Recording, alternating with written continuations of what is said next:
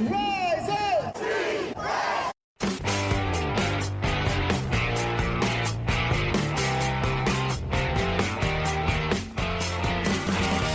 This is the Rise Up See Red podcast, all about the Arizona Cardinals and the NFL, featuring insider and outsider perspectives. Enjoy the best hour of Cardinals talk on the web.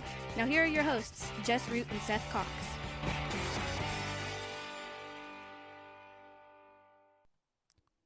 Hello, Arizona Cardinals fans, and welcome to the latest edition of the Rise Up See Red podcast, the best hour of Cardinals talk on the web. I'm your host, Jess Root from CardsWire.com, the Arizona Cardinals site from the USA Today NFL Wire, episode 506. This is the first of many off-season shows. With me is Seth Cox from RevengeOfTheBirds.com, my co-host, SB Nation's Arizona Cardinals site, and also one of the hosts of the original Draft Breakdown podcast. Seth, we now get to transition. The season's done, so we're going to transition from just Cardinals to mostly Cardinals and then kind of the rest of the NFL, because Cardinals don't have anything going on right now, obviously. But yeah, are you ready for the playoffs this weekend? Even though the Cardinals, that I will of course be still writing content, and you can, as has been the last 2-3 seasons, the content you can expect to see from us is what former Cardinals are playing in this game. What are soon-to-be free agents from these teams that are of interest to watch for the Cardinals, and that side of thing. Totally. Yeah, and it's going to be fun. I mean, it's obviously better when you're participating, but, my heart, I don't know how much it can take after going through a very long high school season that ended in a incredibly close playoff loss, and then youth football 3 weeks later where we won 2 nail-biters in championship games, and my heart needs a break. So I appreciate the Cardinals doing that for my health. I can't do 2 months straight of high leverage football every weekend. It doesn't bode well for the body. I see why these guys, and it's funny to look at a lot of them, but the pictures we get of the presidents, when they start and when they finish. If you do the same thing with NFL head coaches, it's actually hilarious. I mean, it's sad because it's their health, but it's actually hilarious to see how beaten down and broken they are, because it is an extreme one that we've seen here locally. Torey Lovello for the Arizona Diamondbacks. By the end of every season, he looks so old and worn down. And it's just, and people don't understand, and again, youth and high school is a different stratosphere than professional, so I can only imagine. But I was talking to my buddy that's a high school coach, and they had a deep run and they lost in the playoffs, and he literally just turned 30, and he's like, my doctor said I need to step back. And I'm like, what do you mean? And he's like, just the stress of my blood pressure, my eating habits and all. And it's just people just have no idea. The way playoff football works is just so different, because it's win and go home, win and it's over. And all of a sudden it's over. And then you can get back to normal life. But during that time frame, you ramp up the stress to the nth degree. And so it's, it'll be fun to watch. It'll be fun to enjoy when you don't have anything but money involved, right? When you're like, oh, okay, let's see if I can make a couple shekels this weekend hanging out and watching football. And that's what Jess and I will be doing. And it'll be fun. And we'll be perusing the rosters of okay, who's available in free agency on this team. And it'll be interesting because it feels like there's a huge, obviously today's news, and you can go over that shortly. There's such a changing landscape of the NFL.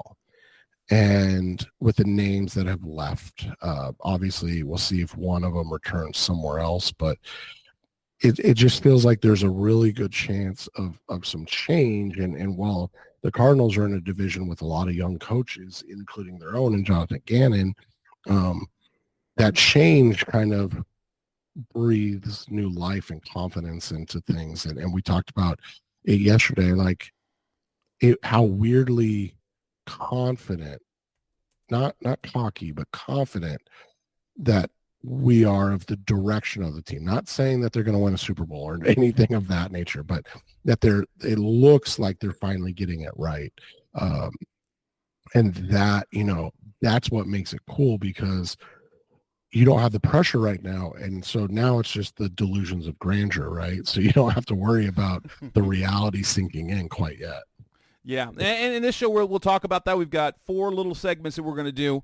We're going to talk Cardinals-wise. We're going to give grades for the position groups. We're not going to talk individual play. Minor. We're going to talk awards. We'll delve into early predictions for the head coaching vacancies around the NFL, and then we've got playoff picks and props and predictions, because why not? Why not talk about the NFL and how you can make a few bucks this weekend? Let's start with grades. Obviously, we're a little bit removed from the last game. We talked about in our last show the optimism that there is, but let's take a critical eye at each position and the coaches, and kind of go over that. I don't know if we can really grade the entire year, because they were better than expected, then bad, then they look like competitive, but in the end, they still underperformed based on even the projected win totals. Thanks to Matt Prater. Sorry, people out there who had bet the over 4.5 wins, like I did. Oh man, I didn't even think about that. That's a brutal beat. That's a terrible season beat, man. That really is. It was 5.5 early, but it dipped early enough in the offseason that the Cardinals' projected win total was 4.5. Now, we will say, I thought Kyler was going to come back earlier and they would end up with 6 or 7 wins. And so I was super confident about the over 4.5, only to have Matt Prater do that. I mean, it was good for the bits. It was good for the script, but bad for those who thought that 5 wins was going to happen. And yeah, whatever. But let's break things down. Let's talk the quarterback position. If you had to grade the quarterback position from start to finish, what grade would you give that group? I think you'd say a C. I mean, it was the definition of average. There was bottom lows. I mean, obviously the Clayton Tune start, and you don't want to throw Tune under the bus there. Not his fault. With no help against that defense, that was a disaster. Right. That had disaster written all over it. But so you had the Tune start, and then from there, you had the Commanders game, which was awful, but expectedly awful, I guess we could say, right? Then you had this first Seahawks game, which was unexpectedly awful. And then I think, you'd look at the Bengals game as not great. And then from there you had a lot of average games. You look at the win over the Steelers, very average. When you take into account the weather, the win over the Cowboys, a very average game from a quarterbacking perspective. And then you look at the high end play. You had the last 3 games, we talked about it last episode. You had games and losses against the 49ers and Giants where you're like, hey, this guy Josh Dobbs doesn't look too shabby, right? But so I think you had a lot of lows. I think you had some highs, and I think you had a lot of average in the middle. So I'd give it a C overall. I like that grade. That's kind of where I put it, because I think the early season quarterback, if we're talking the halves, I think that if you took the pre-Kyler games, you would give overall a D, because there was some C play, there was definitely some F play, and then Kyler from start to finish in his return was about a B. I would give, I'd say, looking at the last 3 games, he pushed strong and had A performances over the last 3 games, but he was a pretty B playing, high C, low B play, and then we got basically barely passable quarterback play overall before that. So yeah, I like a C grade, but there was just crazy variance over the course of the season. Now, running back, I think I think the play of James Conner and the roles that the kind of how things turned out. I mean, early on, Keontae Ingram was bad, but I really think due to the strength of the season that James Conner had, the way that Amari DiMercado slid right into a very important role early on as an undrafted rookie, and then when he was healthy and called upon to be the main running back, he was solid. Michael Carter did well in once he started playing. I'd give the running back position a solid A this year. But that is heavily weighted because of the fantastic year that Connor had. Like, even without the 4 games, just the production that he had, the efficiency, the explosiveness, there was nothing aside from the injury. There was nothing not to like about James Conner's season. Yeah, and you look at the 4 games where they were under 200 or 100 yards rushing. The Commanders game, the Bears game, and then the second Rams game, which was probably the lowest point of the Kyler portion of the season, and then again the Browns game. I don't even think we really count that. And then but you look at that, and I think you hit a great point, Jess. But this is what impressed me. You've got 4 games under 100 yards. You have 4 games over 200 yards rushing, which is kind of absurd when you think about it, right? And the fact that they went 2-2 in those games is even more absurd. But they went, are the defense that, yeah. And so you look at it, but they had 4 games over 200 yards rushing, and so they were just a really, really good, borderline great run team. And we talked about it, whether it's the basic stats of just rushing yards, yards per attempt, yards per game, things like that, or the newfangled stuff like EPA per play and rushing efficiency and things like that. The difference between when Kyler was in and out, and yes, I understand that 4 of those games coincided with James Conner not playing at the same time that Kyler wasn't playing, but the efficiency of the 8 games with Kyler under center, I mean, it just can't be denied. And it was borderline great. I mean, I don't know any other way to explain those rushing numbers in those 8 games. You kind of said it too, like you come into this offseason and you can always add a running back. Obviously from a need standpoint, you don't need one, but like you can always add a running back. But you look at it with James Conner, Michael Carter, and Amari DiMercado, you actually feel fairly.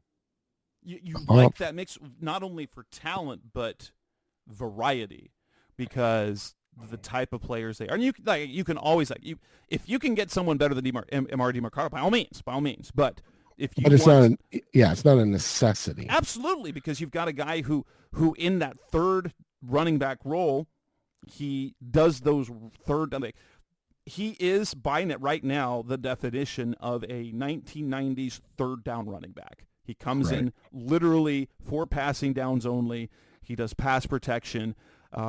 He catches the ball a little bit, and you can count on him to spell every once in a while or pick up a decent chunk of yards on a draw play or something like that. So it's perfect. It's perfect in the type of role that he is. And when he was given a starting role, he wasn't bad. He really wasn't bad.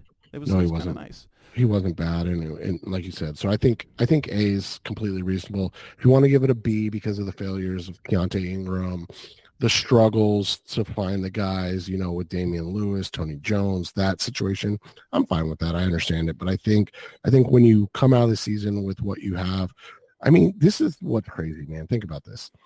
You have all of your main ball carriers this year. So anybody outside of Keontae Ingram that had over 20 carries averaged 5 yards per carry or more. I know DiMercado was technically 4.9, but like 5, that's an insane stat. Like just how good the running game is and how good it should continue to be. Like I liked it. Now, I was going to say on the flip side, we can go to this. you're left with such a sour taste in your mouth over the last part of the season, because Hollywood, like we knew at the beginning of the year, Hollywood was cooking guys. He looked great, no production. He had a couple good games. Michael Wilson looked great. Rondale Moore, I know we need to stop having expectations for him. I sort of expect, if he's on the team next year, don't expect him to be he'll be a gadget player, running back, receiver. Maybe his future is a more running back role. I don't know. But I think if you look from start to finish, it's hard to give this receiver group even a C. Even a C is hard to give them. So like D+, maybe C- at best. But, they did have the injuries to Hollywood. They had the injuries to Michael Wilson. Wilson came on late, so he had a good start and a good finish. Rondale was wildly inconsistent.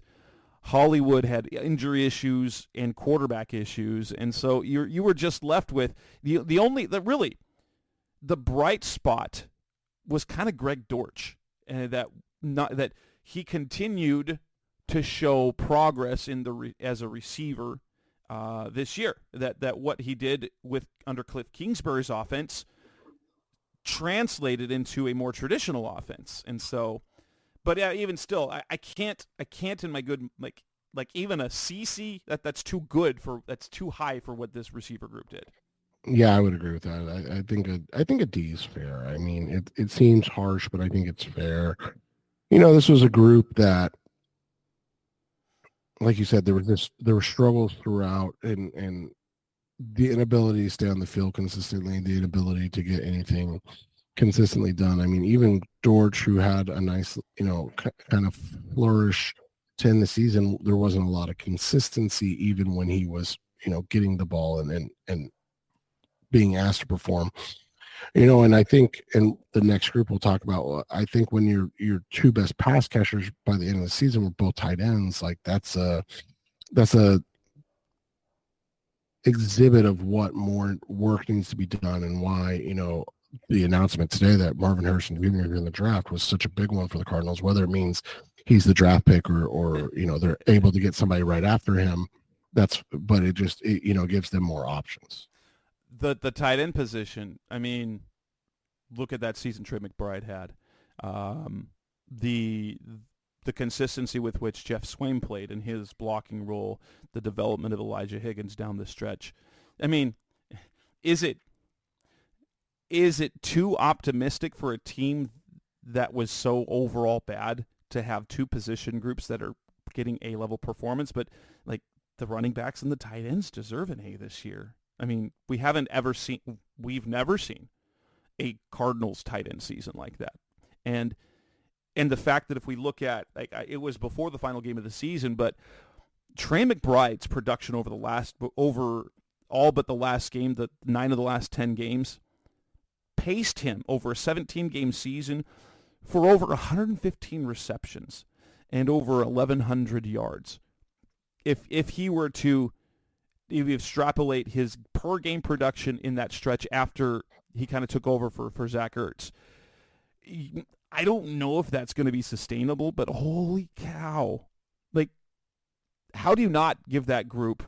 And Swaim was like the perfect veteran blocker.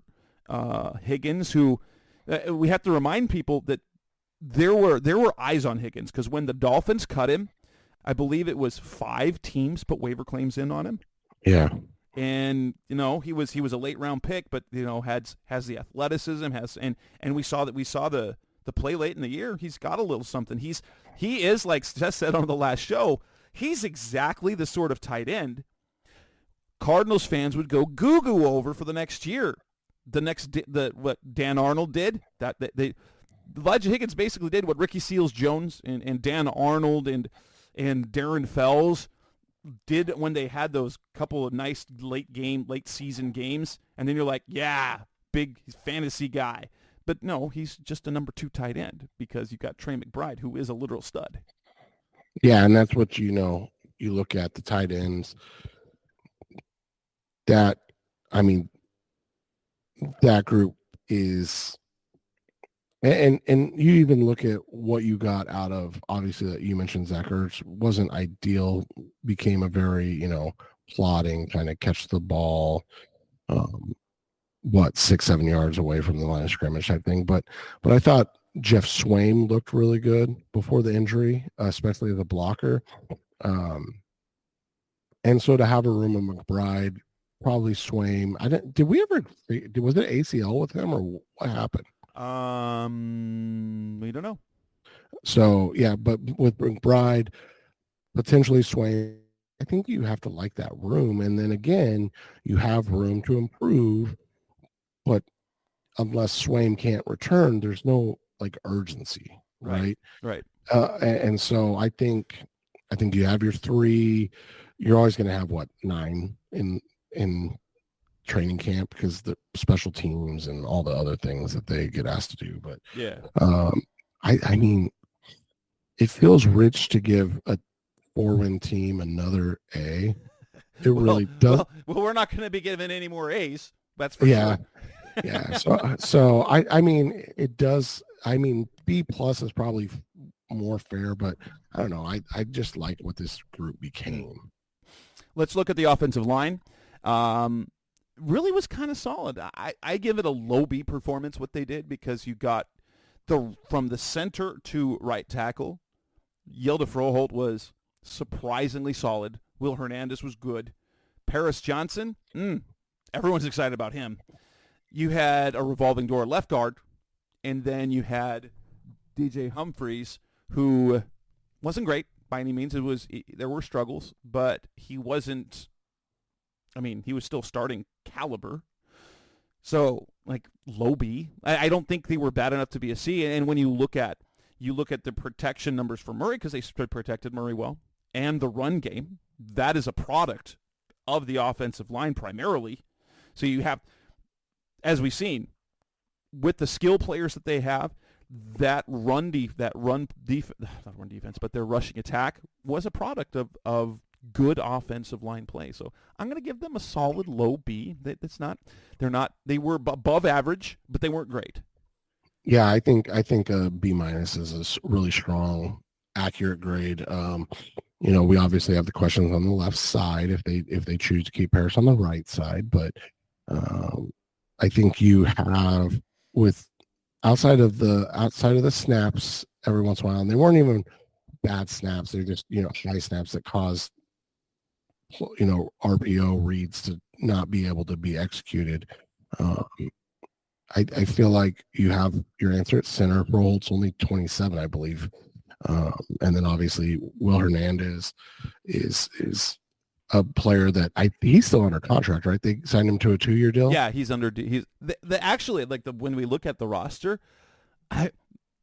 Austin Ford did a really nice job, because the guys that you're like, oh, you got him for another year. He didn't lock him up long term, but you're like, oh, you got Froholt for another year. You've got Will Hernandez for another. You've got Beachum for another year. So you've already got your parachute for the offensive line. But yeah, it was just the left guard position. You were like, but the thing that's great is that was the only position where there was any question all year, and we've had the last several years where the offensive line was decimated, where you were having revolving doors at center, at either guard position, at right tackle.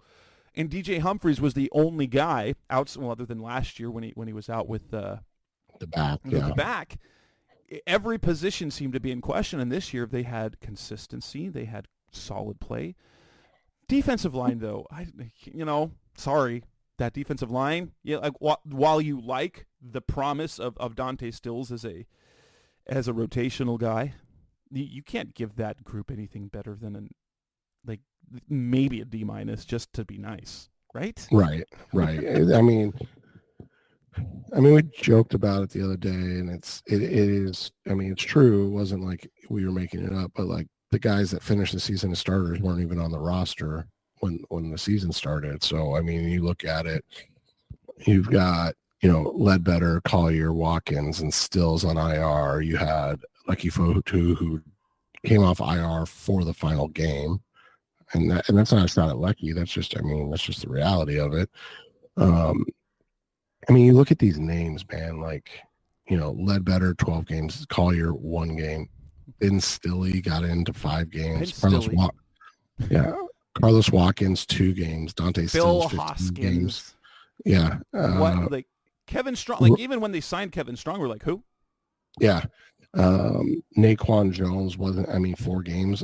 Like Roy Lopez, 14. Like there wasn't one guy that you're like, oh, this guy was the MVP of this group. And that's not a shot at these guys. It's just, the MVP was probably Stills, right? Which is absurd that you would say a 6th-round rookie with very little actual production was the MVP, but that's probably who it was. And then you go to the edge positions. They looked productive early, so there was we were surprised at how productive. Then it was nothing, no production in the pass rush over the last. It's hard to. All of a sudden, that manufacturing pressure went away real quick. Oh my gosh! And so, that group of guys, I can't do you mind? You did a couple of things, like Victor Dimukeje. He did okay against the run, but the fact that Cam Thomas basically disappeared, that was disappointing.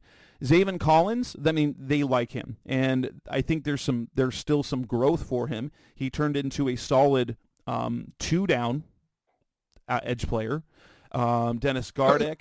Somebody brought up a name about him. I don't know if you saw it, but they said he's basically Matt Shaughnessy, and you and I love Matt Shaughnessy when he was here.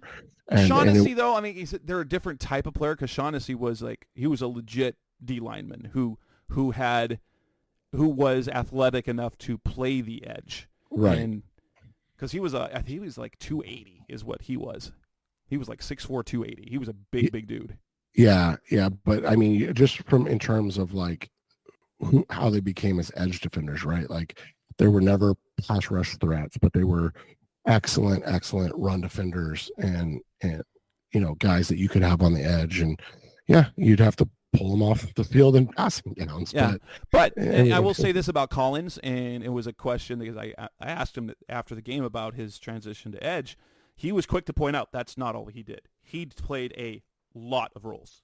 He didn't line up at the edge every time, but when they had their all linebacker, he would line up inside. He played a lot in coverage, and so even though he was not a high, he didn't have the sack production that we'd hoped he might have. There were a lot of things that he's a defender. He's a tool. He's a good tool to have in your toolbox as a defensive coordinator. And when he's a first-round pick, it's good to have those, even if he doesn't have a future beyond next season. We'll see. I think there's still growth. But B.J. Ojulari showed a little bit of flashes, and he played more late in the year. But, yeah, that group, if you're being generous, it's a D-, and that's you only give them that grade because of how well they produced in the first month of the year. Yeah, and when, again, a guy like Dennis Gardeck, who we both really like, is your best pass rusher, it's an issue. And it is. So, yeah, I think I would say an F is probably, reasonable. At inside linebacker, you had solid play, solid general play from Kaiser White. And the way they played defense is that, honestly, they played one linebacker, one off-the-ball guy most of the time. They played a lot of 3 safety. They played a lot of 3 safety play where they would stick in there. It was basically a 5-1. So if you're looking at charting, rather than most 3-4 teams, when they go nickel, go 2-4, and they have 2 interior tackles and then 4 linebackers. You've got 2 edge and 2 off the ball. The Cardinals often opted for a 3-3 where you had your 3 interior defenders, you had 2 edge guys, and then you had Kaiser White in the middle. Kaiser White was having a B-type season. When he was lost, when he got hurt, then you went to Chris Barnes, then you went to Josh Woods. Owen Papo, after his terrible first start, went okay after that. If Kaiser had played the whole season, I think it'd be a solid B, but you're probably looking at about a C+ from that group. Yeah, I think C is probably as high as you can go with that. It's just, so much of it was just again, like the D line, just personnel over time, and they had their issues to overcome in front of them as well, right? And then you're asking them to do things in coverage when you have no pass rush on top of it. It was a lot to ask that group in general, and so I think overall a C is fair, because I don't know if we actually saw how good they could or couldn't be. And cornerback, that's a tough group because they didn't look good early. Keitrell Clark looked, and then it was all over the place. I think you're going to give this group. I think that's going to give it like a solid C minus here because it wasn't great. But outside of Marco Wilson, you can't really say that the cornerback play was bad. Overall, this season it was passable. Marco Wilson's mistakes made things look terrible. Antonio Hamilton being your best corner, that's not a good cornerback room, but he's also not a bad player. Right, and I think that's the best and most fair way to, kind of evaluate it. And so, it wasn't, like you said, it wasn't ideal. I think it's a C or C minus based on what we saw. The problem is you can't separate the Marco from everything else. and so it's like it's probably leaning more towards a C minus because of how poorly Marco played, and you hope he works out wherever he ends up now. Safeties. So you had Buddha, you had Jalen. Jalen had a solid season. Buddha's a Pro Bowler, although statistically he was not nearly as impactful as he was average statistically. We can say it's okay. And then Kayvon Wallace early on, Andre Sachere. That's a B group. That's a B group because their safety play isn't bad, but it wasn't also like from Buddha and Jalen. You'd hope to get A performance, but honestly, they weren't A players this year. And so no, they weren't, and I think B's fair. I mean, like you said, with what you're paying them, you were hoping it'd be a performance, but I think relative to everything else, it was a B. Special teams, and I'm going to group them all together. So the season that Blake Gillikin had was really good. Matt Prater was really good until the last two kicks. The return game was so I'm going to give the special teams overall a solid B. Yeah, I would have said A, but the special teams, the return game, nothing overly impactful. You got some good returns from Dortch, but there was nothing. Right. And it's really hard to have an impactful return game anymore. But the fact that they had to change punters, Oh yeah, I forgot about the Nolan Cooney disaster. Yeah, that I think B's fair then because you're still talking about 4 games where a guy was awful. Yeah. So, and then coaching. What sort of job would you give this coaching staff in year one? Obviously, you can't give these coaches an A for a 4-win team. Nope. You can do that. You can do that for D'Amico Ryans. You can't do that. No, somebody asked me this the other day, and I said, here's how I would do it. Just again, based on from a slight outside perspective that we have, right? I would say preparation, game planning, things of that nature, practices, all of that, I would say was an A. Outcomes on game days was to that point a D. I think you could maybe move it to like a C minus now. And that would make it a C plus B minus. And as a homer, you kind of lean towards like a B minus, like like the 79.8. And you're like, I'll give you a B minus type stuff. I kind of like that. If you look at the tools they were given, what they got out of them, and so that's such a huge part of it. There was high effort here's the thing. Honestly, they didn't overperform. They didn't outperform expectations. there were times in the season where they looked like they were outperforming expectations. But when you look at the totality of the season, they didn't outperform expectations, and they also didn't underperform because they weren't some people. I guess from some national perspective that thought this Cardinals team would be awful. We knew early on that this was not a bad team, just a plain bad team. This was a good bad team that became a bad team and then became a competitive team. And so, yeah, I think C plus B minus is very fair, especially because we did see Gannon. Like, there were things we questioned. There were some of his in-game decisions I felt I didn't like them. I did not like often. I don't like the frequency with which he went for 2 points in certain situations. I didn't like some of the fourth down calls, and maybe that's less on Gannon than it is on Petzing or the players.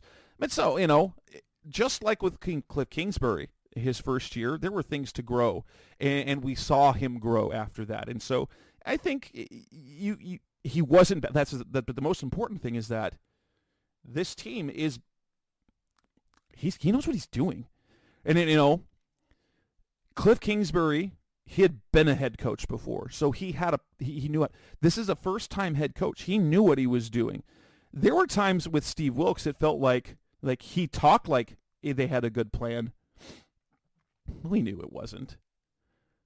Should they have given Wilkes another year? I to this day I think you have. Like you should, given the situation he was given. But Gannon comes in and we raved about the intentional nature of everything he does. There is not a detail that he hasn't kind of gone over. And for me, when you're building something from zero, which is basically what this organization was at, the fact that he can do that he's thought that through, I'm really impressed. I really believe that he is a very good head coach.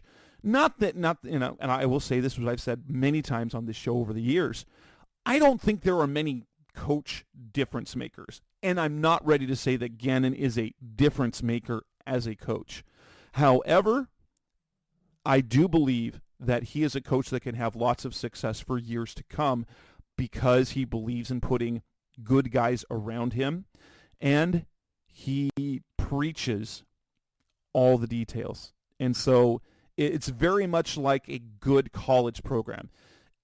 The best college head coaches, especially because they're dealing with molding young men.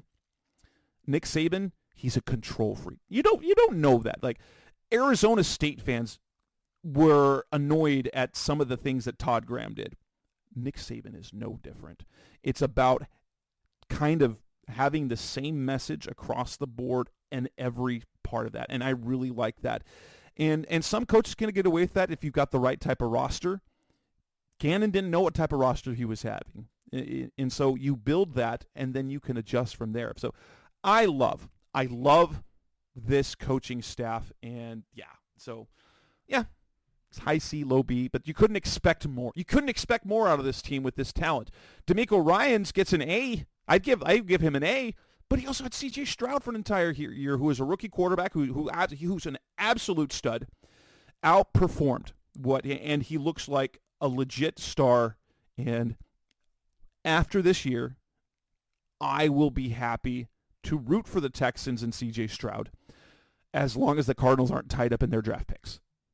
No, and it'll be fun to see how it plays out.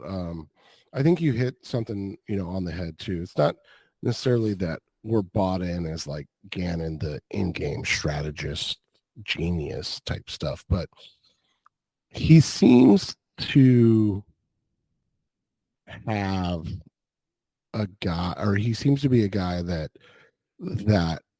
other guys buy and other guys buy into. And so much of that is so important overall to just being, like a good coach and like you said, a guy that people buy into things. And he is great at and so that'll be what the challenge is. We'll see. Obviously, let's hope it's a problem, but do they have the pipeline in place to have, Robert Saleh and then D'Amico Ryans both get head coaching jobs in 2 years, and Mike McDonald and Bobby Slowick and those guys, like leave the facility and you can continue to be a strong team. That's what it's really about, right? Yeah. And I think you hit that perfectly. Like he seems like a guy that loves his people and knows what he knows and isn't afraid to get people in to take over for what he doesn't know. Yeah. Yeah. Coming up next on the Rise Up See Red podcast, Mr. Cardinals talk. Well, we spent a long time on that. Let's kind of go through quickly. What awards and recognitions do we want to give to the players on this team? That's coming up next on Rise Up See Red. We're back on the Rise Up See Red podcast, Mr. Cardinals talk on the web, giving out team awards. They're not actual awards, but this is what, if we were going to publish these, and I'm sure we will both do articles on these after we put this together for the podcast, because we get them for the views. We write them for the views and for the analysis, and not just the views. We do that. That's not the truth. We don't write things only just for the views. But let's start with the awards, and I think obvious one. Who's the team MVP? I think this one's very, very obvious. Yeah, James Conner. James Conner. Like, there is no other question. He was far and away the best player on this team, the brightest spot on this team. James Conner, MVP. But since he's on the offensive side of the ball, who would be your defensive player of the year for the Cardinals? Oh, jeez. I mean, probably Jalen. I guess say Jalen's. Yeah, I'm going to say this. Even with an injury-shortened season, I like Kaiser White because of how he was the tone setter. Remember at the beginning of the year, and it was a little bit less so, but he set the tone. I do not remember at any point with this team a defense that was that physical and flew to the ball the way they did earlier in the season. So Jalen, I can buy it. I'm going to go ahead and give it to Kaiser White. And I think that's fair too. I mean, it's unfortunately it's difficult, not for the reason we want it to be. Right. Best rookie. I think this one's easy. Yeah, I mean, you could probably make a case for Garrett Williams and Dante Stills just based on what they were asked to do and how they were asked to do it.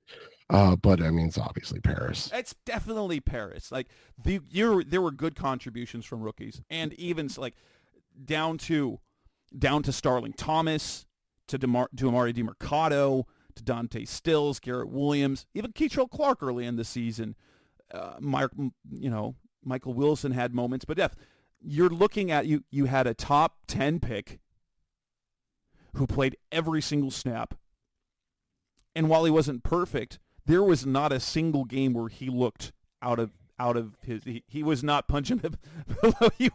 he was that guy, and I'm going to write about it because the comments that his teammates like Will Hernandez gushed about Paris, and I'm pretty sure I can find quotes about DJ. The fact that there are players within the locker room that call him All-Pro P just tells you the belief in the type of player that they have in Paris Johnson. Every single snap this year, he had to block he was the primary assignment on some of the absolute best pass rushers in the NFL this season, and he held his own. He wasn't perfect, no, but in the run game, guess what?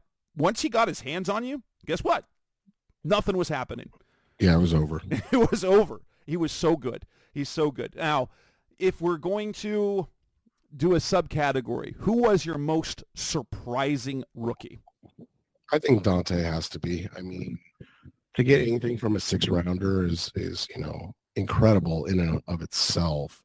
But to have a guy probably be your defensive line MVP, to be the most impactful defensive lineman for almost a full season before he left with an injury, it was awesome to see. And you and I talked about him pre-draft and how much, you know, he had that little bit of Darnell Dockett in him, right? But Yeah. it wasn't quite Darnell, it wasn't quite the physical guy Darnell, but like He doesn't have the darkness that Darnell had in his heart. I think that's kind of part of it. Darnell Dockett had a darkness in his heart. Right. And that comes from a dark past and upbringing, but that was something that propelled him in the NFL. I don't know if Dante Stills has that, but no, but he's looked fantastic, and you have to be excited about what he brings. I'm going to give it a two-part top most surprising rookies, and I'm going to give it to one. I'm going to give it to Martin DeMarcado and to Starling Thomas. The contribution that Thomas played late in the season as a guy they claimed off of waivers, off of the Lions, was nothing short of surprising. And then the fact that DeMarcado, had any Eric Sorensen, a guy who works over at AZ Sports 360, producer for Free Radio Show, is a good friend of mine. I talk to him in the press box when he's there. He knows about it because he's a bit TCU. He went to TCU, so he follows his Horned Frogs. And Mario DeMarcado wasn't spectacular at anything in college, but the fact that he came in and was not deficient in anything, and to build in that role and to have the explosive runs that he had, the game that he had when he started against Baltimore, I count, for me, that is the biggest surprise for me. If we're doing the best non-rookie newcomer, who is that for you? Non-rookie. It would have been Kaiser. Yeah, I'd go with that. But you know who needs to be mentioned, though? Yeah. Go ahead. Go ahead. I don't want to steal yours in case this is who you mentioned. Well, this is going to the biggest surprise. Hjalte Froholdt. Okay. Hjalte Froholdt, my biggest surprise of the year, because we talked all off season. You're not really going to go into a season with Hjalte Froholdt as your starting center. You're not there's going to be a center move. There never was. And Hjalte was good. And that tells me that is something about that front office that I am super impressed with, because they found a guy who was a nobody and signed him for 2 years, and he played dang near every snap and it wasn't only not bad, he was plus for many games. Yeah, and you look at it, I mean, he had a real bad stretch in the transition from Dobbs to Kyler. And, I don't think we talk about how much that is on the transition, not on either of the quarterbacks, just on the transition. And, at that time, you and I talked a lot. It's like, man, he's struggling really bad. But after those 3 games, the last 5 games, he looked phenomenal. He looks like the guy that can be the guy for the next 2 or 3 years, which is huge, as we've talked about. Yeah, just a dude that was a backup. He was a backup on the Browns. So, yeah, for me, he's my biggest surprise of this year, of the non-surprise. Now, what are your biggest disappointments? Obviously, there were lots of things to be disappointed in, and unfortunately, so. I could, if we had a comeback, I think Kyler, we can give Kyler the comeback player, if we're going to give a comeback player, because he came back and did that. But where were the biggest disappointments for you from the players this season? I think the biggest disappointments were just the injuries. I didn't have high expectations going in this year.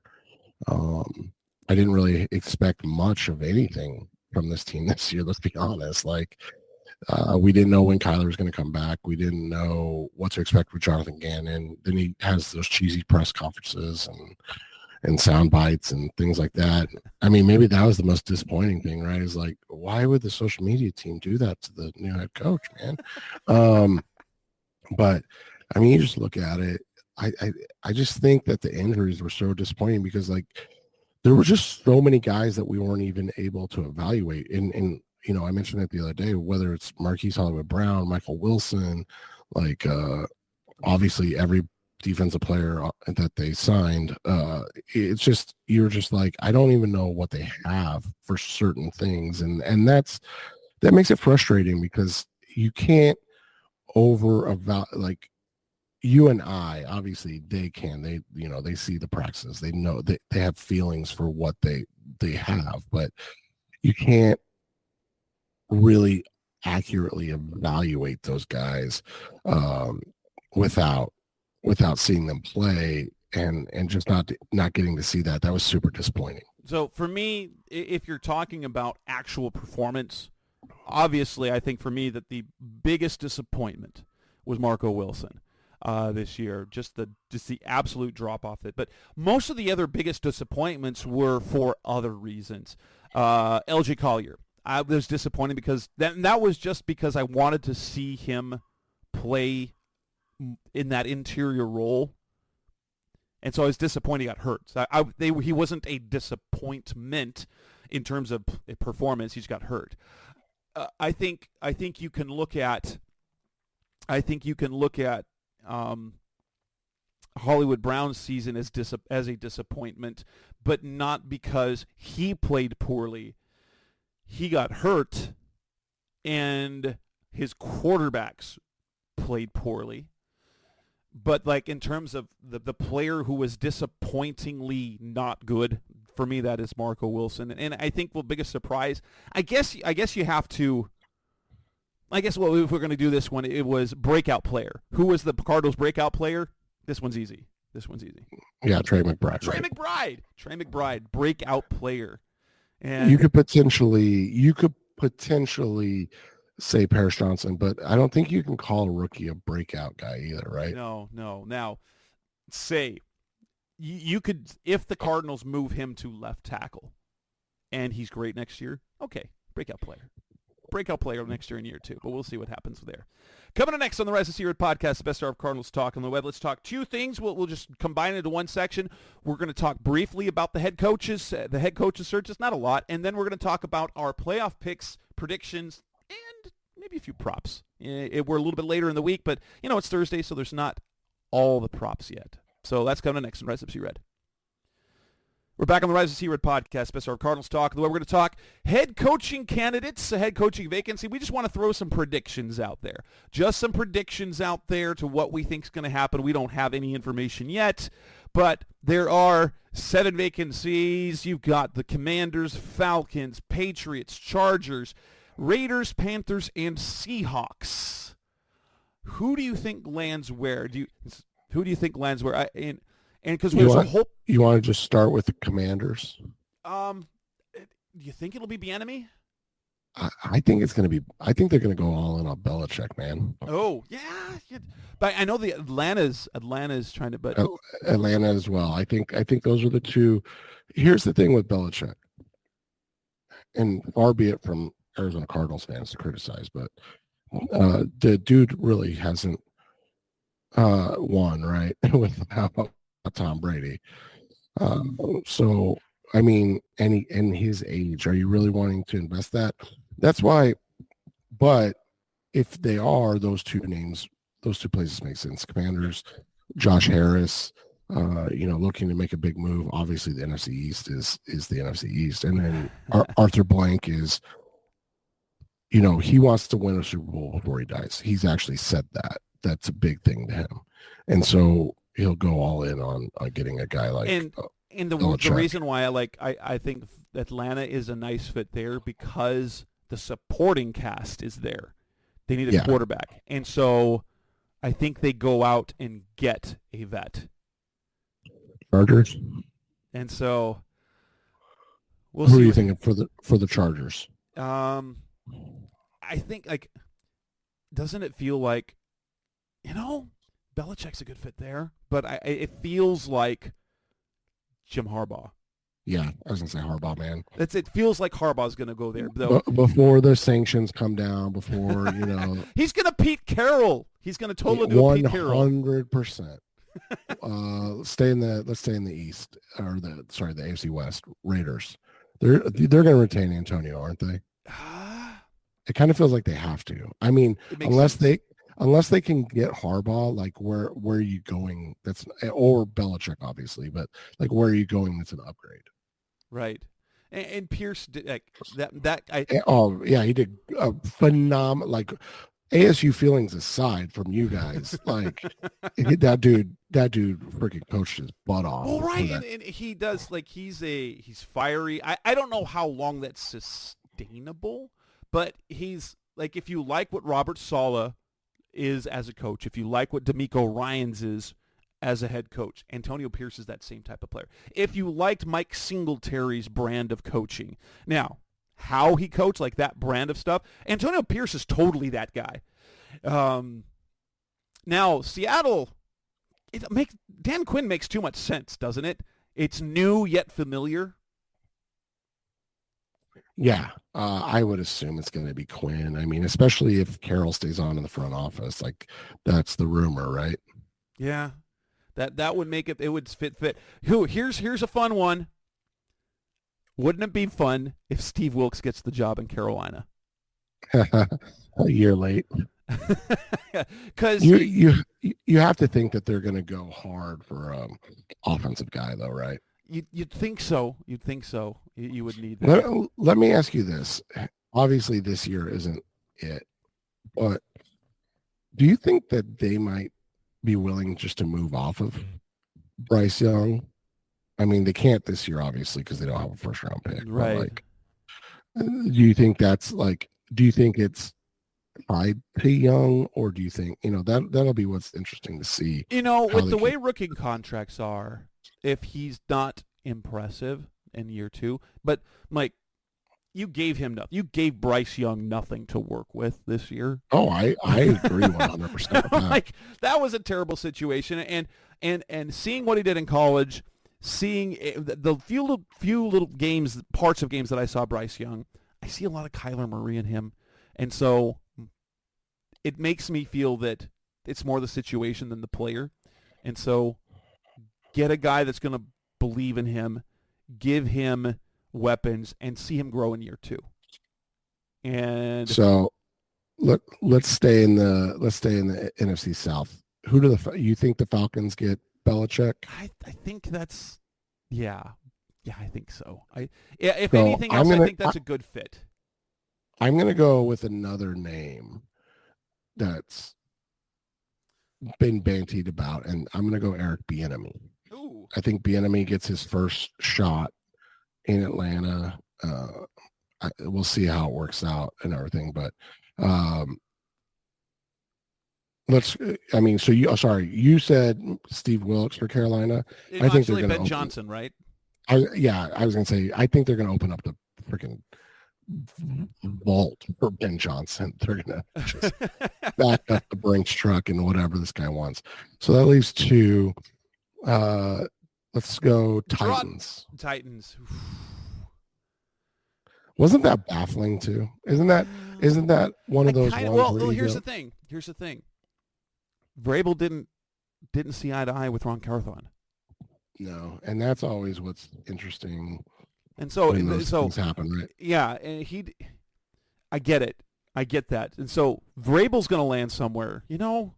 Scratch that, because it sounds like I think it'll be Vrabel or Gerard Mayo in New England, but Vrabel in Seattle makes a lot of sense too. But the Dan Quinn connection is just too much. I think the Titans go with the Slowick guy out of Houston. That's not a bad way to go. And then I think you were going to say it. I'm going to probably agree with you, but Patriots, it's either going to be Vrabel or Jared Mayo, right? Yeah, that kind of, well, and the things it sounds like Gerard Mayo has been kind of being groomed for it. Although having Vrabel open up like he's available, that might change minds, because Vrabel's a fantastic coach. He really is. You look at what he's done in Tennessee performance, but you look the way he coaches, I don't know if there's anyone that dislikes him or doesn't believe in him as a coach, right? Right. So yeah. let's go. Those are just early predictions, and so you can mock us later when we're when we're very wrong. When we're very wrong. But let's look at this playoff weekend. Let's look at predictions, and let's look at potential props. We've got 2 Saturday games, 3 Sunday games, and a Monday game. It starts off with the Saturday afternoon game on NBC. Cleveland Browns, Houston Texans. I don't know if this is simply me trying to keep the Texans from winning, but honestly, Joe Flacco, as long as he's not hurt, like a healthy Joe Flacco with that defense, it's really hard not to think that that's going to be anything other than Cleveland, right? C.J. Stroud has been so good, but Cleveland's defense is so good, and Joe Flacco has been the perfect quarterback for them. Flacco is not new to the postseason. As we know, a decade ago, he had one of the best quarterback playoff runs we've ever seen for the Ravens on the way to their championship. So I like the Browns in this one. Yeah, I'm with you. I'm taking the Browns in this one. And one quick prop bet to think about in this one, I've got look for Amari Cooper's been on a complete and utter tear ever since Flacco took over. And then as great as the Browns defense is, they're not going to, I could be wrong. I don't think they're going to pitch a shutout. So look at both Amari Cooper and Nico Collins ladder parlay on those two guys. So, 75 is their base, 74.5 for both of them, 80, 90, 100. I don't think it's a bad idea. I think they're both going to put up big numbers in this one, and it's going to be a shootout and fun to watch. Yeah, give me Joe Flacco over 1.5 touchdown passes for plus 100. I think that's easy money. He's had 2 or more touchdown passes in all his starts. So well, and you know what's crazy about his lines, or what have been crazy about his lines, is that they haven't gone crazy yet. Like 2 touchdowns at plus 100 is nutty, and I don't even mind CJ Stroud over 1.5 touchdowns at plus 130, unless you just don't think the Browns score 2 touchdowns. Which the Texans. If that's your thought, that's fine. But I think he's going to still throw the ball quite a bit. I could see a garbage in there, if they're getting beat. But I like that one. The Saturday that everybody's complaining about already. 2 things. It's only on Peacock, Peacock app. They're not doing any trials either, so just be aware of that. Everyone, you had your chance. You know what I did? I signed up for Peacock for $20 for the year on the week after Thanksgiving. Yeah, so just so everybody's aware, man. And then the other thing is, I don't know how about you. I'm probably staying away from every single prop bet in this game. Oh, definitely no. With the weather, and I'm not I don't like the props in this game. I believe the Chiefs will win. Would I bet the money line at minus 225? But I am 100% not confident in any spread pick. No, the only thing I might be confident in is under 43.5. Yeah. With the weather. Yeah. But everything else, man, stay away from it. It's not worth the headache. We have the Sunday morning game. Morning for us. Sunday 1 p.m. Eastern game. Steelers, Bills, no TJ Watt. Bills are on a tear. However, I like the Bills to win, but I don't like them to cover. They don't win by double digits, pretty much. They did against the Cowboys, but they play close games because Josh Allen, you're going to get 2 or 3 what in the world plays, and then he becomes stud Josh Allen. And no TJ Watt's not there, so that's going to be a struggle. But Mason Rudolph at quarterback has been, his first 2 starts were 30-point games for the Steelers for an offense that was absolutely just atrociously bad. I think this will be, I don't think it'll be, I think it'll be over 35.5. That's a really low line. But I think it'll be a 1-score game. But the Bills come out on top. I'm thinking 24-17 type game. The one prop that has really kind of caught my eye in this one is Najee Harris's rushing yards over 57.5. Najee's usage is, absurd. We all know that, but the Bills have a great pass defense. I mean, phenomenal pass defense. And then Najee, the last 3 games against Baltimore, albeit not the normal Baltimore team, Seattle and Cincinnati, he had 78, 122, 112. His prop right now is 57.5. It's going to be nasty in Buffalo, so I don't know what the passing game is going to look like. Najee over 57.5 is the one prop I like just because of the weather. And I like 2. I'm going to ladder this. James Cook over 65.5 and then take it up to 75 plus. So over 65.5 is minus 115. Bump it up to 75 plus, you get plus 135. We know about the Steelers' run defense. The Cardinals were able to run all over them. That doesn't mean they're not going to get roasted, but I think James Cook, especially, the offense for the Bills has been let James cook. So right. And so and so like if you want to go crazy for 100 plus, like adding another unit or a half unit to ladder it to 100 plus, get you plus 380. And so if you're confident, I feel comfortable with the 75 plus, and if you're willing to add another half unit after that, add 100 plus, you've got a potentially really nice payout at plus 380. And I'm taking the Bills too. I'm with Jess. That 9.5 seems absurd. The 35.5, I don't know what to think because of the weather situation. Bills, stay away from the over/under. Take the Bills. Don't take the points. So stay away from the points. If you're going to parlay something in the terms of a money line parlay of Browns, Chiefs, and Bills, even though that minus 485 is not great, that'll get you in plus money and get you a little profit.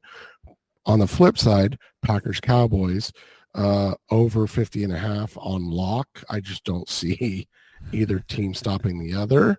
I've got another. I like, and say what you will about the Cowboys in the first round, Cowboys, Packers this. I think the Cowboys run away with this, honestly. I think they should. I agree with you 100%. The other ones I like in this one, I like, where's he at? Jake Ferguson over 43.5 yards, and then I like Jaden Reed over 49.5 yards for the Packers. I think both those. CeeDee Lamb I trust, but when you're at 100 already, I'm always like, I don't know if I want to. Like 98.5 is your base. Like that's just not something I'm looking for on the weekend, right? So here's one.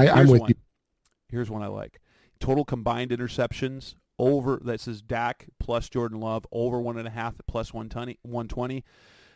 I think Jordan Love throws a couple interceptions, and so that in itself to get plus money on over 1.5 picks combined between the two. Because you're only getting, like, if you like just the over half interception for Jordan Love, that's minus 140. But if you think he's going to throw 2, which I think he'll probably turn the ball over twice, is to get that plus 120 is a good one for me. And then the final game is LA at Detroit. Poor Detroit. I mean, I hope they win. But man, they had to get LA in this one. I picked the Rams straight up on this one. I mean, both are great offenses. Both are great offenses. Both are not good defenses, but the Lions' run defense is great. And so this is a really good matchup because Kyren Williams has been so good. 5 100-plus games in the last 7. The Cardinals saw it firsthand in 2 games. Kyren Williams has been amazing. But do you trust Matthew Stafford and Sean McVay, or do you trust Dan Campbell with Jared Goff? And they're not going to get it. I just don't think the Lions are going to I had for my picks for Sportsbook Wire, it's not an underdogs picks, it's just playoff picks this week because you can't pick 3 unless you're crazy. I don't honestly, I could pick 2 underdogs, as I had the Steelers plus 10, but I have the Rams straight up at on the money line plus 140. I'm going with that. But props, that one I'm not super confident about. And real quick on one of the props I like this weekend is overall most passing yards over the weekend. The 2 guys I would bet on, Matthew Stafford against Detroit. The other one, and Jess mentioned it because I think he's going to throw a ton, Jordan Love. Jordan Love's plus 1,000 on my site. Matthew Stafford's plus 500. So, like, there's a huge variance there, but I think Love's going to have to throw the ball a ton, man. Like, a ton for them to have a chance. So, like, just small monies on those. But, yeah, but Stafford's, like, my actual pick, whereas Love would be a small one. I'm taking the over in that Rams-Lions game. I truly – I think my issue is I think I know the Rams are going to win, and I want the Lions to win, so I don't know how to bet. The Eagles-Bucks game on Monday night. I want the Bucks to win, but yeah, I'm kind of over the whole Eagles situation. But I think the Eagles. I think this is where the Eagles figure it out. I do. I think the Eagles figure this out. And plus, they are just vastly more talented than Tampa Bay. And so the struggles that they've been having defensively, I think, yeah, not that with a 3-point spread, you don't bet the spread on this one because it could very well be a 3-point game. I think the Eagles cover, but that's not a confident pick. But I do believe this will be a big game for Jalen Hurts. Yeah, and I don't have any Hurts props right now. I don't know if you do, but I do not have any Hurts props. Just I don't know if that's with the AJ Brown situation, so they're not throwing in that stuff. But yeah, I'm taking the Eagles in this one. I'm going to take the over. I as Jess said, with it being as close as it is, -3 is too much. I just take the money line and the over on this one. I would take the other one. I would take Hurts first touchdown score at plus 425. I like that. That's always not a bad bet, especially if they get down to the 1. And with that, we will wrap up this edition of the Rise of Seaward podcast. Mr. Cardinals Talk on the Web. We will be back next week. Ideally, a couple of shows. We'll still be talking off-season stuff. We'll talk about the playoffs, things that happen. We'll talk about more about what's coming up for the Cardinals in the off-season. That's Seth Cox. I'm Jess Root. Thanks for listening to this episode 506. We'll be back again next week. Thanks for listening to the latest edition of the Rise Up, See Red podcast. Listen to previous episodes and subscribe to the show on Apple Podcasts, Stitcher Radio, Audioboom, or many other podcast platforms so shows are delivered directly to your mobile device. Please give the show a 5-star rating and always support the sponsors who support the show.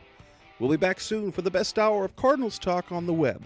Rise up, Red Sea, be Red, See Red, and of course, Rise Up, See Red.